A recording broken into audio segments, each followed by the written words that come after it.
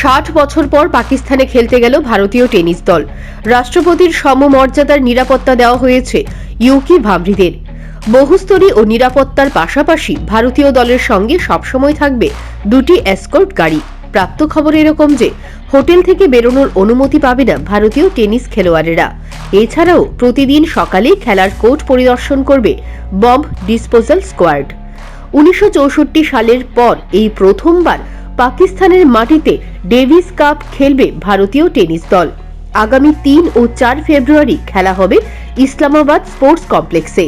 তার পূর্বে 5 খেলোয়াড় সহ মোট 9 জনের ভারতীয় টিম পৌঁছে গেছে ইসলামাবাদে। ভারতীয় দল পৌঁছবার পরই বিশেষ নিরাপত্তার ঘেরাটোপে রাখা হয়েছে রোহিত রাজপালদের।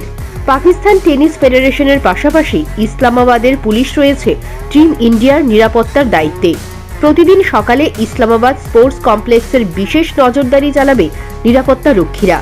এই সময় কেউই কমপ্লেক্সে ঢোকার অনুমতি পাবে না। যতদিন ভারতীয় দল থাকবে প্রতিদিন এই নিয়ম পালন করা হবে। শুধুমাত্র খেলার সময়ে হোটেল থেকে বেরোবেন ভিআইপি গেট দিয়ে ভারতীয় খেলোয়াড়েরা।